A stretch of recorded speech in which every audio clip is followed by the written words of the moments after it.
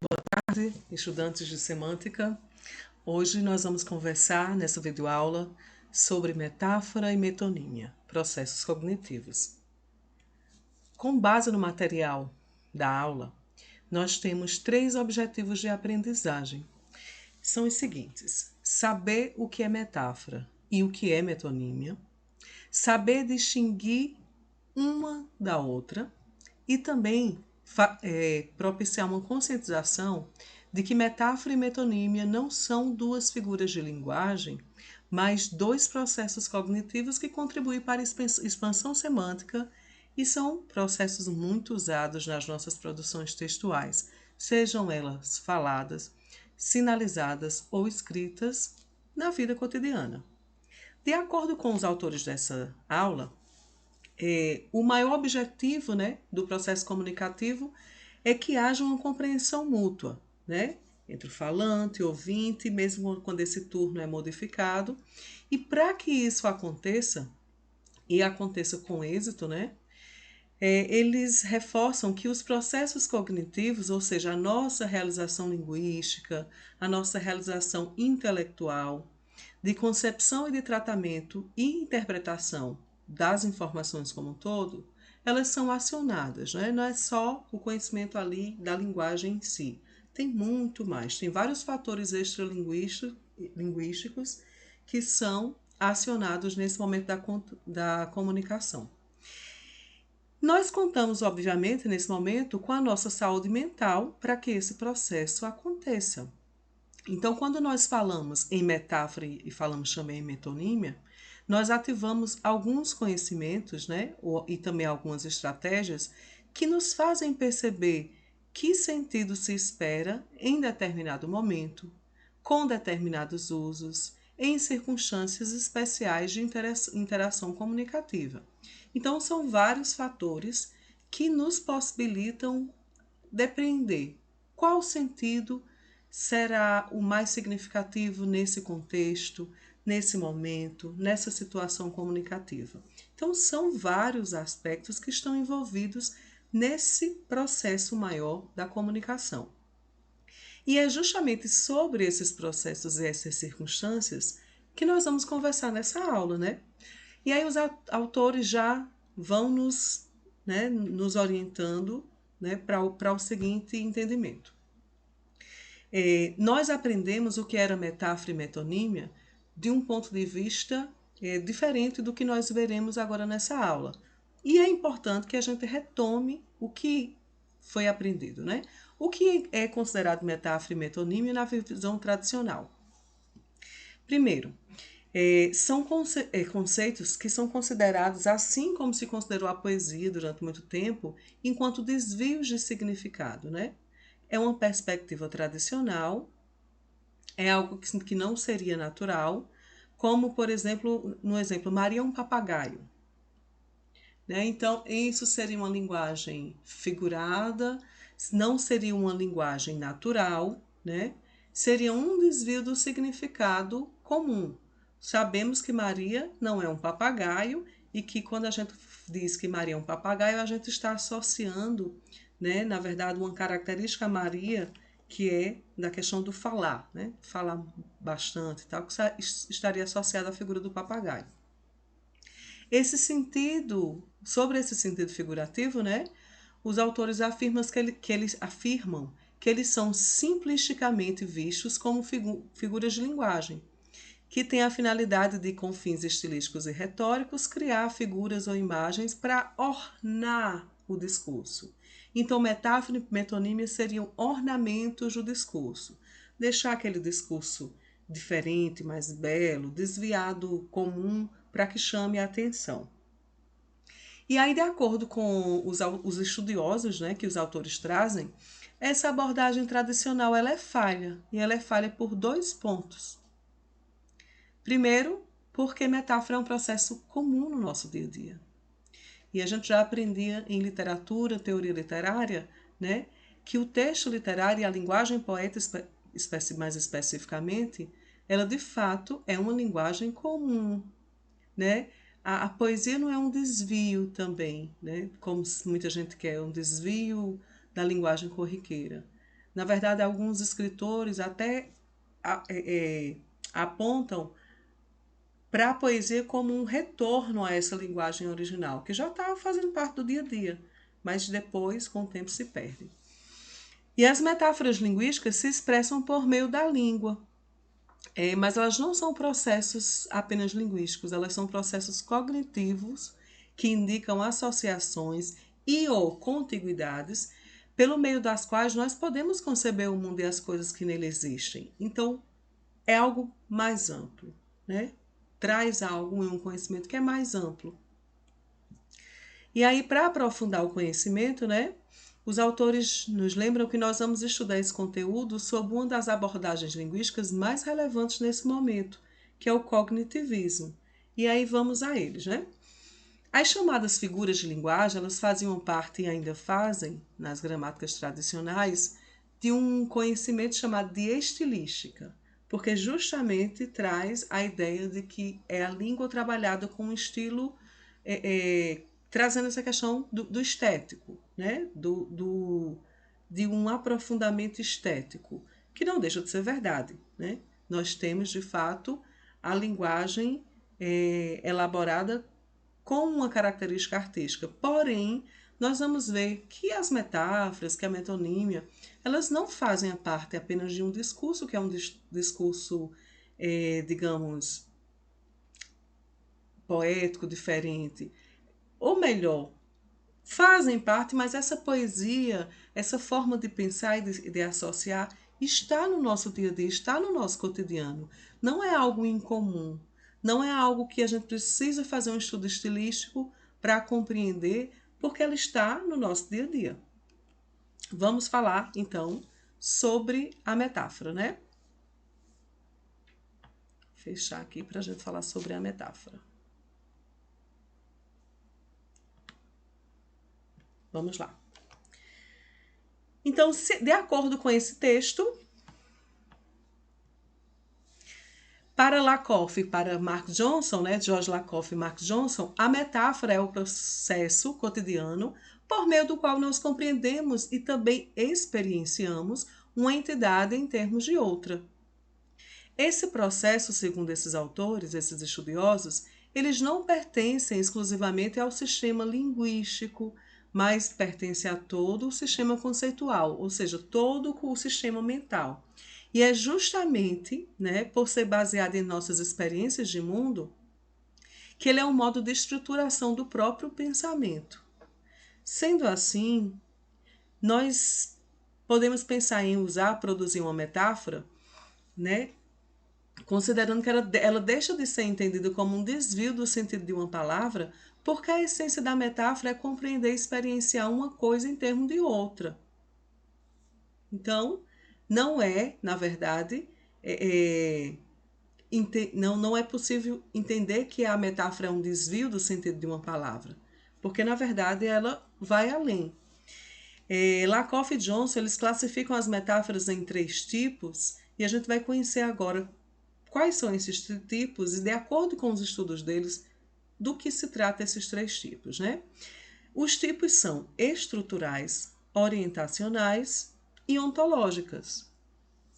As metáforas estruturais, de acordo com os autores, são aquelas que estruturam um conceito a partir de outros. Desse tipo é o exemplo apresentado anteriormente, quando nós falamos, né, que Maria é um papagaio. Nós estamos falando que o conceito de Maria é compreendido a partir do conceito de papagaio, considerando a sua propriedade de falar muito. Então, existe aí uma estruturação de uma ideia com base em um conceito. Maria é um papagaio. Se estruturou com base em um conceito. Qual é o conceito? O conceito do papagaio falar muito. Temos também as metáforas orientacionais, que são aquelas nas quais se organizam um sistema conceitual em termos de outros. Nesse grupo se enquadram as metáforas que se fundamentam em oposições binárias de orientações espaciais, como dentro, fora, para cima, para baixo. A partir da metáfora feliz é para cima, tem-se uma orientação que pode produzir expressões tais como ilustrado no exemplo a seguir. Essa metáfora, como podemos observar, é resultado da nossa experiência com o nosso corpo. Observe que quando você está feliz, sua coluna fica ereta e sua cabeça se posiciona para cima e em simetria com a linha do horizonte. Quando você está para baixo, isto é, triste, sua coluna tende a se curvar e você tende, de fato, a olhar para baixo. Então, fazendo esse sistema conceitual em termos, né, de outros, a gente vai fazer a associação. Ó, João está para cima. E o que significa estar para cima? Significa que está feliz, né? Foi feita aí essa relação. As ontológicas são as que resultam de experiências que nós vivenciamos com objetos físicos, sendo o nosso corpo o principal desses objetos. Tais experiências físicas, de acordo com os autores, possibilitam-nos atribuir a eventos, atividades, emoções o caráter de substâncias e entidades. No exemplo a seguir, João comprou o amor de Maria. A metáfora amor é um bem material, né? Concebe um sentimento. O amor, como sendo uma substância do tipo bem material, já que apenas bens materiais são passíveis de compra. Então, João comprou o amor de Maria. Note que houve, né, essa aproximação do amor a um objeto, certo? A um objeto bem, como se fosse um bem material. Então, quando eu digo João comprou o amor de Maria, eu estou fazendo essa aproximação, né? Resulta justamente dessa experiência que a gente vivencia com algum objeto. O amor está sendo apresentado tal qual um bem material, tal qual um objeto. Segundo os autores, né, esse tipo de metáfora ontológica, ela apresenta ainda um subtipo que é a personificação, que é o entendimento de objetos físicos ou animais irracionais como sendo pessoas, permitindo conceber entidades não humanas como sendo portadoras de características e de atividades humanas. Por exemplo, quando nós dizemos esta casa é alegre, nós temos também uma metáfora do tipo ontológica, né? Mas no sentido de uma personificação. O objeto é que foi personificado, né? Recebeu características humanas, como a alegria. Esse ponto, para que a gente possa compreender, é necessário termos em mente que as sentenças não são metáforas, né? Não é a sentença em si que é uma metáfora. Elas são apenas sentenças metafóricas, ou seja, nós temos sentenças que dentro delas contêm metáforas. A metáfora, segundo os autores, é sempre um processo de compreensão, ou seja, é um processo cognitivo. Como a metáfora está dentro da sentença metafórica ou das sentenças metafóricas, consequentemente, nas sentenças apresentadas, a metáfora é o processo de, primeiro, compreender que pessoas são animais. B. Compreender que feliz é para cima. C. Compreender que o amor é um bem material. E D. Compreender que uma casa é uma pessoa. Considerando os exemplos anteriormente apresentados. E para fazer o reconhecimento das associações entre entidades que estão em dois conjuntos distintos, né, os quais são chamados de domínios, como nós vimos anteriormente, nós vamos pegar aqui esses dois domínios. Primeiro, o dos sentimentos, depois os das posições, né? Então, vamos lá. Para o lado, para baixo, inclinado, para cima e deitado tem suas correspondências com tranquilo, agitado, triste, alegre e extasiado, porque nós temos esse conhecimento prévio, né, de que realmente se você está para cima, você está alegre e esse para cima tem a ver com a sua própria correspondência, como se posiciona o seu corpo, como foi dito anteriormente. Ao contrário, para baixo, né, seria essa coisa de estar mais triste. Então, nós temos domínios distintos com os quais nós podemos fazer associações para compreender que a metáfora, mais que uma figura de linguagem, ela é realmente uma figura, ou melhor, nem uma figura, né? É um processo, né, mental. Tem a ver com a nossa concepção do sentido daquilo que nós dizemos quando nós queremos nos comunicar. Como podemos interpretar o esquema apresentado? Perguntam os autores da aula, né? Nele interpretamos que nós temos dois domínios.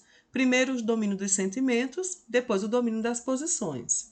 Deste segundo domínio, selecionamos um elemento que neste caso é o concreto, certo? No segundo domínio da posição, nós temos o elemento concreto. Para falarmos de um sentimento que é mais abstrato. Então, quando eu digo assim, ele está para cima me dá uma ideia concreta, né? E aí eu associo a isso um sentimento que é alegre, que é um sentimento abstrato. Só que os autores destacam, né? Veja que a seleção não é aleatória. Existe alguma associação.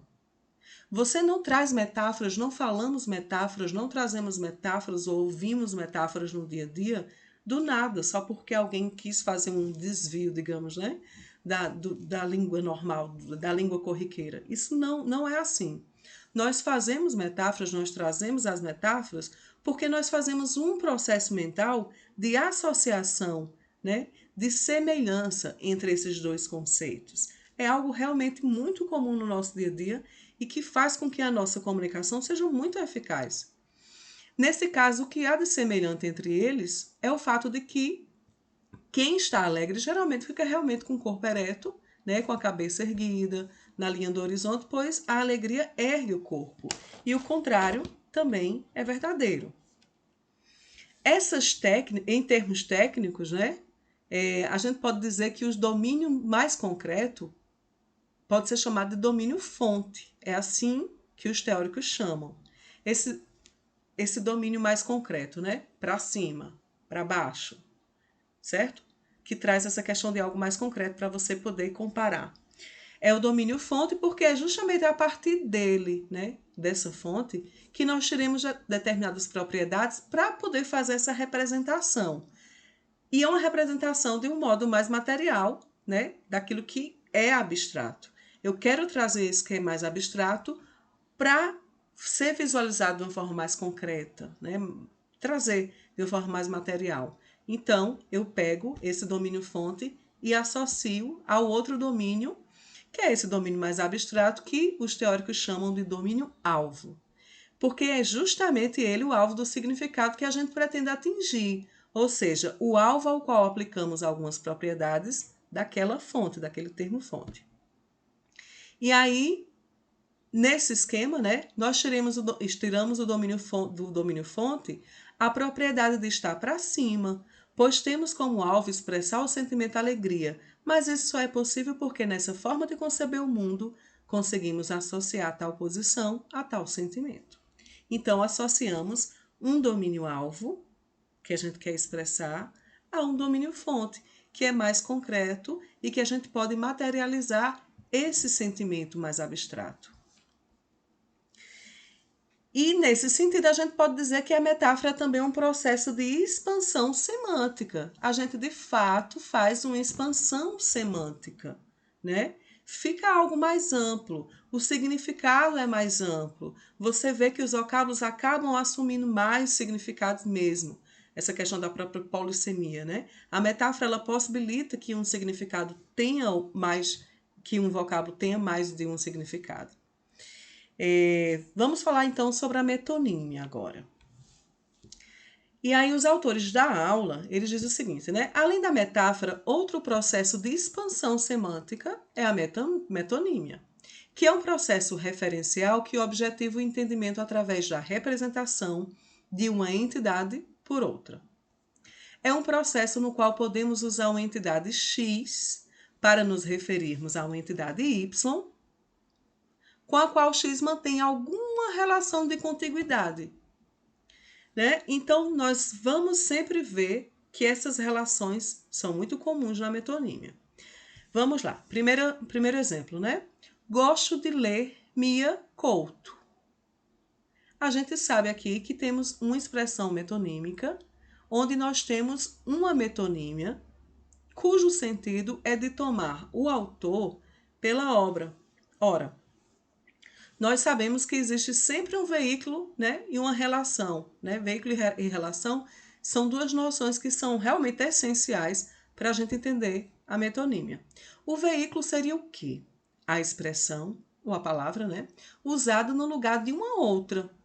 Nesse caso, visto no slide anterior, seria minha couto, né, que foi a expressão usada para veicular que ideia?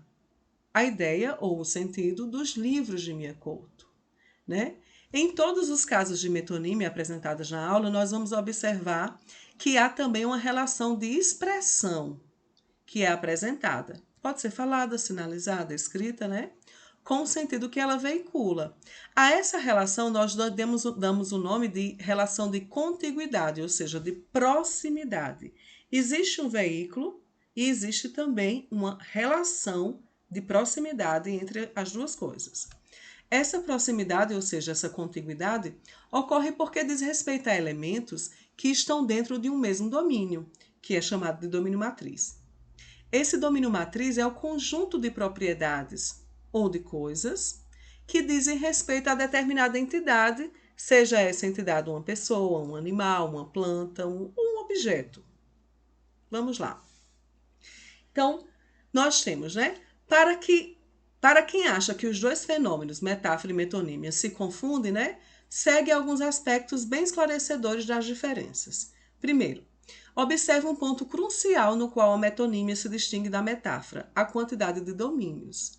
A metáfora envolve necessariamente dois domínios, certo? O domínio fonte e o domínio alvo, sobre o qual nós já falamos anteriormente. A metonímia envolve um único domínio, que é o matriz. Vamos continuar falando sobre essas diferenças.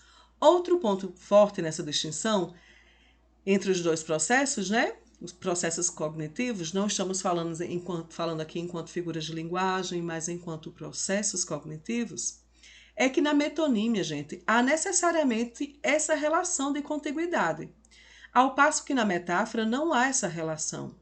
Existe sim uma associação de semelhança física ou mental, né? Entre Miyakoto e seus livros há uma relação de contiguidade, pois foi ele quem os escreveu. Mas entre Maria ou qualquer outra pessoa, um poste ou até o papagaio, como foi colocado, né? Não há uma relação de contiguidade, né? Pode até haver uma relação de semelhança, mas não de contiguidade. Um outro fator a respeito da metonímia é que, assim como a metáfora, ela contribui para a expansão semântica, tornando as línguas realmente mais polissêmicas. Óbvio, quando você usa a língua trazendo múltiplos significados, né? Mais de um sentido, mais de uma forma de significação, você amplia, de fato, a possibilidade semântica dessa língua. Então, vamos pensar o seguinte, né? Pegar o termo universidade e ver como né, a metonímia pode trazer essa coisa da polissemia dentro da língua. Temos algumas expressões metonímicas, né? E ao lado os tipos de metonímia. A universidade entrou em greve. Nós temos aí o uso da instituição ao invés das pessoas, né? Porque quem entra em greve não é a universidade, mas as pessoas que lá trabalham. A universidade foi pintada. Nós temos o uso da instituição pelo prédio. Ali é o prédio. Foi pintado, é de fato a parte física ali, né? Aquela empresa é atenciosa. Eu tomei agora o termo empresa, agora estou falando do termo empresa, certo? Mais uma vez, a instituição pelas pessoas. Estaciona em frente da empresa. Ali, a instituição, de fato, estou falando do prédio. E aí você vai ver a mesma coisa nos outros termos, igreja, banco e prefeitura. E você vai ver como existe uma expansão semântica a partir, né, da metonímia. E existem também outros tipos de metonímia, como a parte pelo todo, continente pelo conteúdo, etc. De modo geral, a classificação que as gramáticas normativas apresentam da metonímia é até bem consistente. O problema é que essas gramáticas, elas insistem que a metonímia é uma figura de linguagem, e aqui nós estamos vendo como um processo cognitivo. E aí, um ponto importante da aula, né, é que fala também sobre a relação entre metonímia e libras, né? Mais especificamente nas línguas naturais não orais, segundo os autores, exemplo do que ocorre nas libras, em libras, Um tipo de metonímia muito produtivo nas línguas de sinais é a parte pelo todo, porque por meio de uma parte você consegue fazer referência ao todo. Esse é geralmente um processo icônico pelo qual pessoas, cidades e até instituições são nomeadas. Lembre-se ou pesquise o sinal da palavra casa para livre para as pessoas e vai casa livre pessoas e você vai perceber facilmente como a metonímia acaba facilitando esse processo, né, da comunicação. Se você faz essa pesquisa, você vai ver que é um processo metonímico onde se toma a parte pelo todo. E aí fica, né, de sugestão de fazer essa pesquisa. Para falar sobre a relação entre metáfora, metonímia e o texto, os autores reforçam que tanto a metáfora quanto a metonímia são processos que nós utilizamos constantemente nas nossas interações linguísticas diárias e por isso são interpretadas de forma tão natural no nosso vernáculo que raramente nós paramos para refletir sobre as interpretações que estão em jogo. Né? Então não é algo que é utilizado apenas quando você vai fazer um uso artístico e tudo mais. Eles são processos cognitivos que estão presentes de fato no nosso dia a dia e são tão comuns que de fato a gente não para, né, para refletir. Por exemplo, né, a relação entre a sintaxe e essa seleção de sentidos. E aí temos um exemplo aqui, eu trouxe aqui essa imagem bonita, né, para exemplificar. Olha só, gente. Os autores dizem o seguinte: a sintaxe, ela também pode contribuir para a seleção de sentidos metafóricos ou metonímicos, né? Se nós nos referimos a alguém dizendo que esta pessoa é cobra, João é cobra, nós sabemos que, sem colocar o artigo indefinido ou definido antes, né? Nós estamos dando ao termo cobra o sentido de inteligente, né? Como a gente diz, fera, João é fera. E, obviamente, estamos trazendo uma conotação positiva. João é cobra, ele é inteligente, desenrolado, né? Ele é fera, que é mais uma metáfora, né? Agora, se nós usamos o termo cobra, o mesmo termo, a mesma estrutura, mas a gente precede esse termo do artigo, né? Ou definido ou indefinido, né? Pode ser uma, né? O artigo indefinido uma, por exemplo. Nós sabemos que a gente muda totalmente aí o sentido. O significado é totalmente modificado. Então, quando eu digo assim, Maria é uma cobra, uma, né, gente? No caso, eu falei artigo definido ou indefinido. No caso, vamos falar do indefinido mesmo, né? Quando eu digo Maria é uma cobra, o sentido é muito diferente de Maria é cobra. E nesse caso a gente já tem uma conotação que é de fato uma conotação negativa, diferente, né? Então olha como a própria sintaxe, a forma como nós organizamos a frase, né? Elaboramos ali a frase, ela vai também modificar essa relação de sentidos. Bom, espero que com essa aula a gente possa ter, né, passeado aí pelos pontos essenciais da aula e esclarecido, né, esses aspectos. Mas é importante, claro, né, que você possa fazer também a leitura do texto e que nos momentos lá, né, de interação, vocês possam postar as dúvidas, os comentários, para que a gente possa ter uma aula bastante significativa. Por hoje nós ficamos por aqui e nos encontramos na nossa próxima videoaula. Até mais!